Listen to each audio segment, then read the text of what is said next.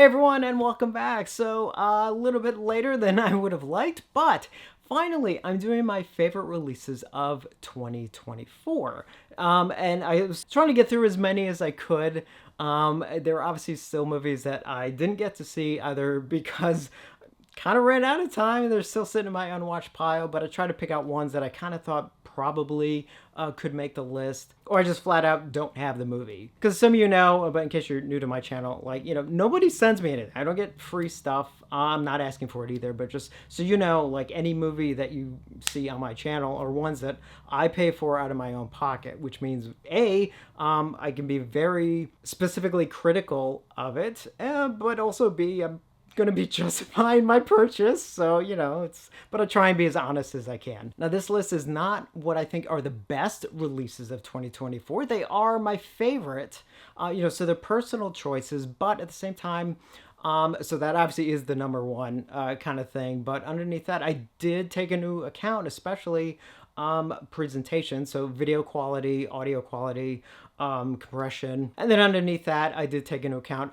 extras, whether or not they're disc extras or even packaging extras, although those, I'd rather the disc be like the number one thing and then the packaging sort of a bonus, but did kind of take that into consideration. So without further ado, I did pick 15 releases. Obviously, I'm going to go 15 all the way down to 1, even though I'm sure you can probably guess what most of them are, but maybe not the order. I don't know. We'll see. So let's just begin. So most of these are 4K. A couple of them actually are Blu-ray. So at number 15 from Unearthed Films is a Blu-ray release of the movie Confessions of a Serial Killer. Now, this is a huge surprise for me. This is a movie that I literally thought might have just gotten lost in time, because it's a film that unfortunately, so it was filmed in 1985. It didn't really get released. I may have played a couple festivals, but it never got theatrical release at all. Just got dumped on video in 90, 91, somewhere around there. And as you can tell by the cover, and this is the actual, not the poster for the, I don't even know if they even made a poster for the film. This is actually what the VHS cover looked like back in the day. And you can tell why, it almost got forgotten, because it's that is not the actor. He doesn't have long hair. He's not even in jail. And the sort of cheap looking Hannibal Lecter mask has nothing to do with the film, basically. So Confession of a Serial Killer is actually very loosely based on Henry Lee Lucas, which also Henry Portrait of a Serial Killer was, again, semi loosely based on Henry Lee Lucas. But ironically, even though this is sometimes thought of being kind of a ripoff of Henry Portrait of a Serial Killer, it's not, because it was filmed in 85. In fact, I think that was maybe the same time Henry Portrait of a Serial Killer was made. And so, two completely different films. Very low budget film. I think even some of the elements don't even exist anymore, but somehow, thank goodness, Unearthed Films was actually able to put this out on disc, and I am so happy it is. It's it's a little rough. The film elements aren't in the best shape. And it's also a little rough story-wise. It does have some graphic violence and stuff. But again, it's still one that I literally thought was going to be lost forever. So thank you, Unearthed Films, for finally releasing this on Blu-ray. And next up, coming in at number 14 from Vinegar Syndrome, is a 4K release of Dr. Terror's House of Horrors. Now, some of you may know that, first off, I love horror anthologies. And I've always had a soft spot for this film. I know it's maybe not one of the best, but I really, really like this film. I like the stories in it. And of course, the cast is really, really great, led by the great Peter Cushing. And this is kind of one of those too where, it did get a Blu-ray release from somebody else a while ago, and stuff. So it's not a forgotten film, but I really didn't think it was actually ever going to get a 4K release. So I'm so happy it did. And it's again, I love this film, so I was really happy that we got it. And Vinegar Syndrome did a fantastic job on it. So yeah, me and my horror anthology. So that was number 14. Now, next up, coming in at number 13 is from Kino's 4K release of Leviathan, which is one that I wasn't even sure we were going to get a 4K release, especially early on when It was they announced it. And then I think there was some sort of rights issues or something, I can't remember. And then I think it actually technically got canceled. And it was like, oh man. And then obviously eventually they announced it. And of course we finally got it earlier in 2024, almost said this year, not this year, last year. And I'm so happy we got it. I have a soft spot for underwater films, underwater monster films especially. So I was so happy that this got a 4K release. And it is a fantastic release. It has a great transfer on it, good set of extras. And honestly, it's one of those films that, like, for me, is very rewatchable. In fact, I watched it several times actually throughout 2024 and probably watch it again soon, for 2025. But yes, so number 13 from Kino, Leviathan. Coming in number 12 from Warner Brothers is the long-awaited 4K release of the original Nightmare on Elm Street. Now, as some of you may remember from my review, I do have a couple minor issues with certain video and audio aspects, as well as the cover, because that's obviously not from the Nightmare 1. But all the caveats aside, I mean, it's still fantastic to have the original Nightmare on Elm Street in 4K. And for the most part, the film looks great. It sounds great, especially, and it does, luckily, even though it has a remix, it does have the original mono soundtrack, which I don't think has actually been on a video release in a very long time. So some of those like missing sound effects, they were kind of put in a little bit in the remix, but obviously they are there in the monos. So thank goodness for that. And honestly, I'm just happy to have Nightmare on Elm Street in like a new release, and it was so great. I actually hadn't watched it in a little while, which is funny because I watched it like 100 times when I was a kid, and I hadn't watched it in a while. So when I did watch it, it was like, oh, I love this film. And so excited for the rest of the sequels getting 4K releases later this year. Okay, and coming in at number 11 from Cauldron Films is a Blu-ray box set of The Houses of Doom, which are 4 Italian horror films, all having to do with a house, or each one takes place at a house that is either haunted or has weird things going on with it or whatever. And so 2 of the films, well, I'll just name it.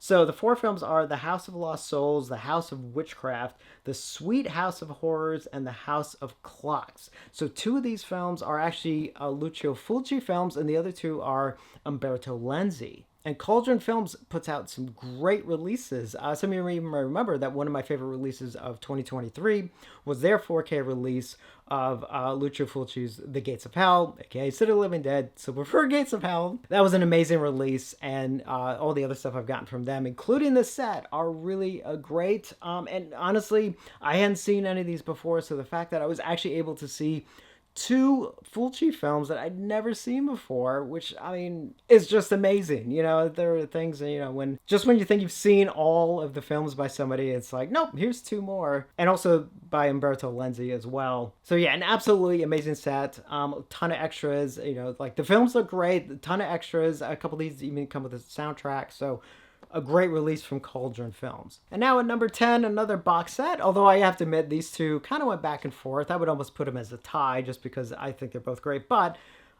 just to separate them, from Arrow is the J-Horror Rising box set, Blu-ray box set, which has a bunch of Japanese horror films.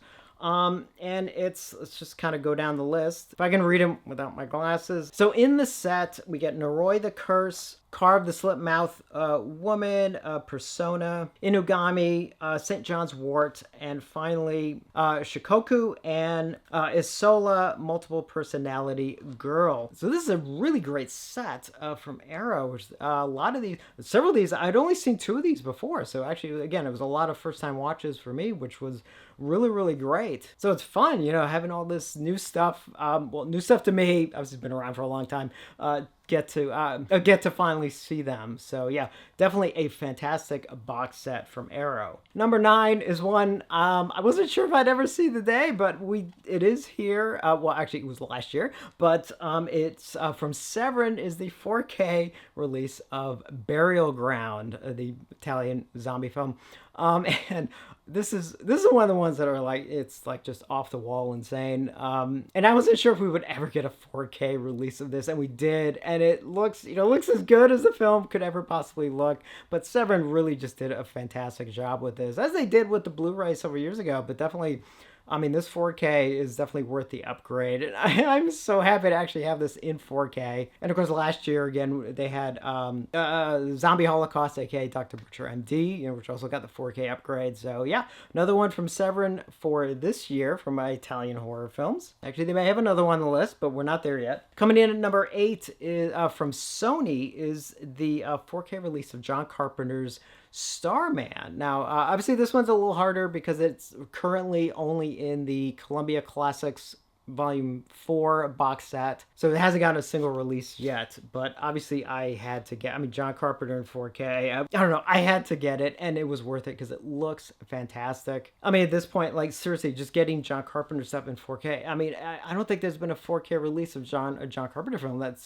that hasn't been good. If there is, I'm blanking. But so yeah, add Starman to the list. A fantastic release, and hopefully it does get a single release done. I'm sure it will, but hopefully sooner rather than later. Coming in number 7 is from Scream Factory is the 4K release of Sam Raimi's Darkman. This is one that you guys know I've been talking about for years, that I keep hoping this gets a new release, especially 4K, because it desperately needed a new transfer. The Blu-ray that they put out, many could have been 10 years ago at this point, and even the Blu-ray that Universal had put out, that was using a very old HD master, and which honestly, I might be wrong, but I think that HD master was even done for the DVD releases, because it had like a lot of artificial sharpening and stuff, which was very common for HD masters that were meant for DVD. But now finally we have a brand new transfer of Darkman, and I was so happy to finally get it. And it was, again, it looks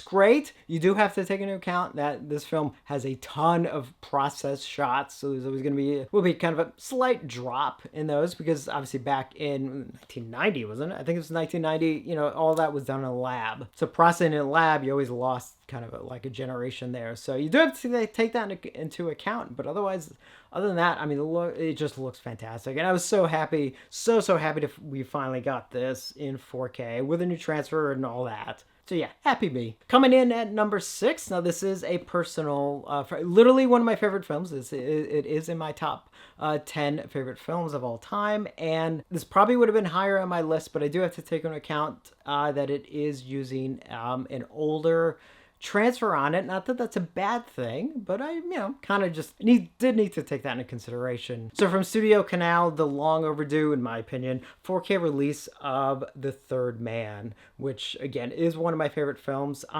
Now this is obviously the UK release. This is also the limited edition, which I think might be sold out now, but there is a standard release, and also here in the States, Lionsgate is putting it out as well. Obviously, I had to get the huge box set and stuff, and again, the restoration on this was done, I think 10 years ago, if I'm not mistaken. So again, it's not a knock because it's a fantastic restoration, but I'm just saying, I did want to take that in consideration. And as far as this goes, it came with a bunch of stuff. The big thing, although it doesn't always work, let's see if it works. If you open it up, it plays part of the theme. So let's see if it works.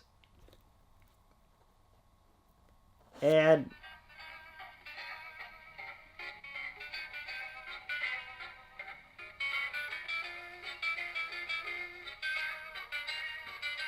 hopefully you were able to hear that okay. Hopefully I don't get copyright struck either. I don't think I will, but you never know. Sort of side note before I put this down. For the longest time, I actually had the theme to this as the ringtone on my phone.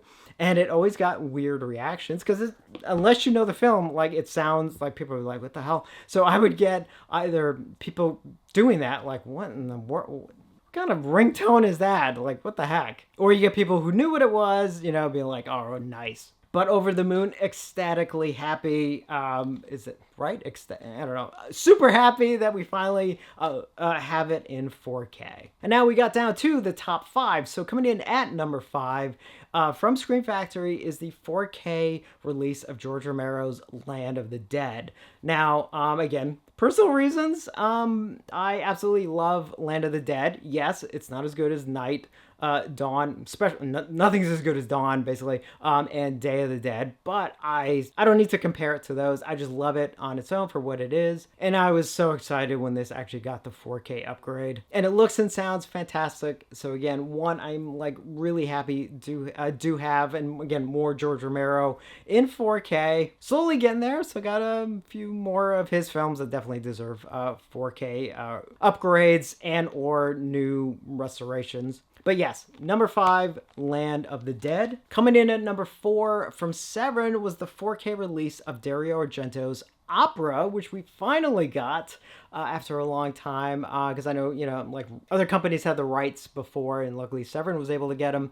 And, finally, especially once the replacement disc came in, because there was a slight issue with the initially, but they took care of it. We got a replacement disc, and once that came in, it just fantastic, looks and sounds fantastic. So I'm so happy that we finally have this. And yeah, this is the deluxe version. Had to match all the other Argento films that we have in 4K, which I think, wait, at this point, aren't we, don't we have all of them, at least from not all of his films, but I mean, how he had, there's that 15 to 20 year period, because 70s, 80s were like, I mean, he was in top form. Like all of his like main films during that time, I was just like one after the other, just in my opinion, just fantastic. And I think at this point we've gotten all of them, I think in 4K, with Opera obviously being the last one. So kudos to Severin for knocking this one out of the park. And obviously for me, more Italian horror in 4K. Oh, and actually I do want to mention most of these do have standard releases. I know I'm kind of showing like box set, limited editions and all that, but I'm pretty sure most of these are in do or will have standard editions. So if you missed out on limited editions, or you just don't care, you just want standard editions, you should be able to get most of these either now or soon. Heads up, I am an Amazon affiliate, which means if you buy anything from Amazon, but no matter what it is, but you get there through a link that I provide in my description below. I get a very tiny piece of it, but I did list the movies below, so if you're interested in them, please use those links. I don't get that much, but sometimes I get just enough to maybe get a movie a couple times a year. I definitely want to be upfront and honest about that. All right, we're down now to the final 3. So at number 3, from Second Sight Films, is indeed the 4K release of The Hitcher. Another one we've waited how long for? Forever? Like it just seems like it was one of those that almost like kind of got lost. And if I remember correctly, I think Second Sight was originally only going to do a Blu-ray because they couldn't they couldn't find the original negative, and then finally the original negative was found. I was so afraid it was lost. So then they were like, scrap what we were doing before, let's go back and we're going to give this a 4K release. And thank goodness they did. And this release was worth it. This is such an amazing release. Obviously, this is also the deluxe edition of The Hitcher, and looks, sounds fantastic, ton of extras. And there also is a standard release of this one as well. And here in the States, obviously it's Second Sight in UK. Here in the States, if you don't want to import, it's Warner Brothers did put it out in 4K here in the States, and that is the one I linked below. As much as I hate waiting for stuff, this was well worth the wait. Okay, almost done. Coming in at number 2, another one that we waited forever and ever and ever for, and it finally came, and holy mackerel, was this knocked out of the park from Red Shirt Pictures and Synapse Films. We finally have the 4K of Trick or Treat from 1986. Not only did we finally get this film on Blu-ray and 4K, but I mean, like, they just went all out for it. It's just an absolutely amazing release all across the board. And it's like, and even though mine arrived just after Halloween, so I didn't actually get to watch it on Halloween, I think I watched it like a week and a half later or something. It didn't matter, because once it's, even though at the time I was like, but as soon as I started watching it, it didn't matter. It didn't matter what time, what year, what good lord, what time of year it was. Absolutely just had a blast. And this is an amazing release. Easily, again, in my well deserving of the number 2 spot. And again, the limited edition is sold out, but a standard release is coming in March, I believe. Depending on when you're watching. It may already be out if watching this a couple months later. So yes, at number 2, Trick or Treat. And finally, we get to number 1, and this one, on again, personal reasons why this is number 1, and I'm just not going to hide it. But it is, technically it's 2 releases, but if I have to pick one, I will. But it is indeed from Arrow, the 4K releases of Conan the Barbarian and Conan the Destroyer, which I've waited for upgrades to these forever. Because the Blu-ray, that has, from Universal was okay. It's, I think, an older transfer on that, and it's just like this film, desperately needed a new transfer and an upgrade, and the fact that we got it from Arrow and it's 4K, again, just like the previous ones, for me, it was worth the wait, because the transfer is amazing. The audio transfer is fantastic. It has several different audio options, including the original theatrical mix. It has 3 cuts of the film as well. I tend to prefer the theatrical mix, the theatrical cut, but that's kind of the one I grew up on watching, so I do have a special affinity for that. Now, again, I'm happy we got both kind of thing. I am including them as number 1. If I had to pick one, just one, it would be Conan the Barbarian. And I know there's a release that, where you get both of them in one box set, but I had to go with the single ones to get the original poster artwork on the front. I must admit, that was probably a big reason why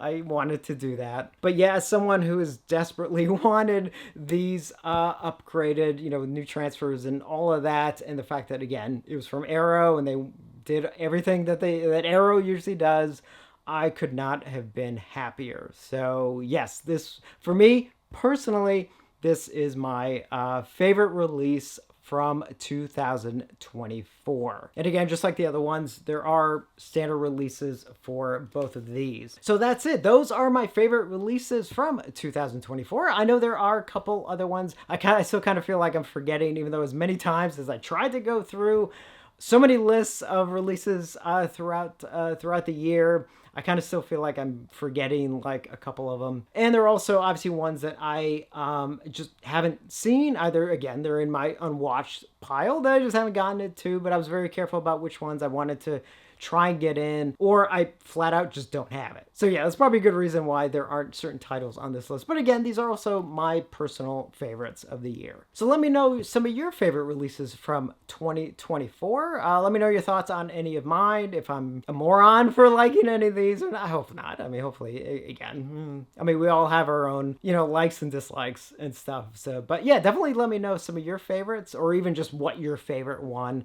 of 2024 was. And now we can put 2024 behind us finally and dive full on into 2025. So as always, thank you guys for everything. Let's kick off. Well, actually, we've already kicked off the year. Let's just keep going. And as always, thank you for watching, and I will see you on the next one.